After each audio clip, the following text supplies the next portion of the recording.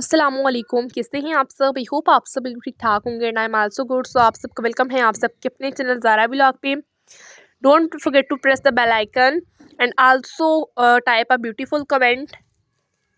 जैसा कि आप लोगों को पता है कि आप लोगों से मैं आपका हाल क्यों पूछती हूँ, बिकॉज यू नो दैट जब तक आप लोगों का मुझे हाल ना पता चल जाए कि मेरी पार्टी की प्यारी सी फैमिली कैसी है तो मेरा दिन नहीं गुजरता। क्योंकि मैं आप लोगों को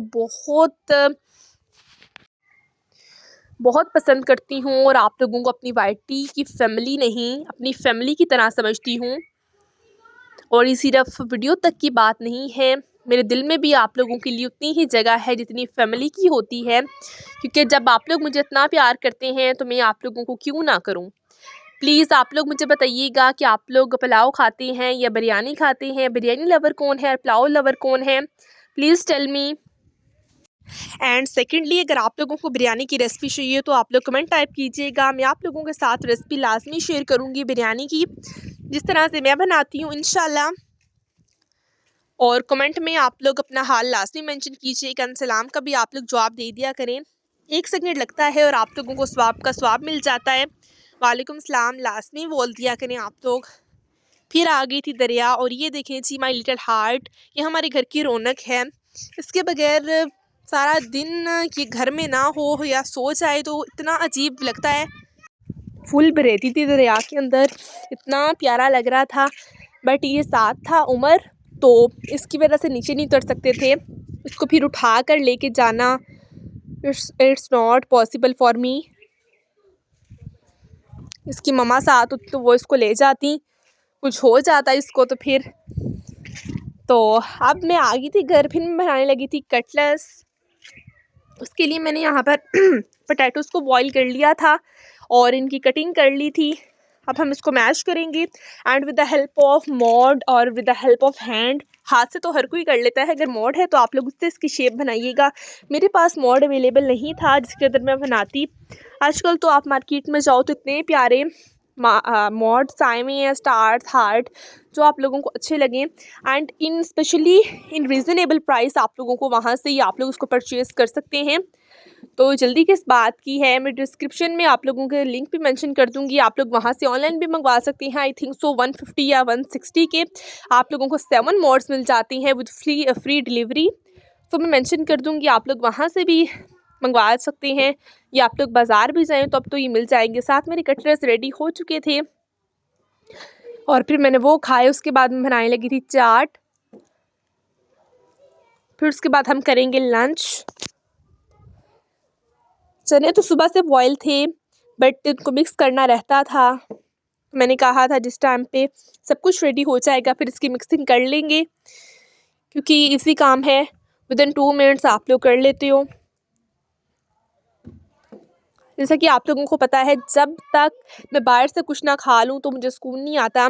घर में बनाए हुए थे दही भल्ले, लेकिन फिर मैंने बाहर से मंगवा लिए और मैं अपने घर में सब की जो हूँ ना, आप लोग कह लो कि लाडली हूँ, कि मैं जो कहती हूँ फिर वो हो के ही रहता है। तो जो मैं कहूँ फिर कोई ना नहीं करता। मेरी फूफो गई हुई थी तो उनसे मैंने मंगवाई थी। ऐसे ही जो जाता है फिर वो खाली हाथ नहीं आता।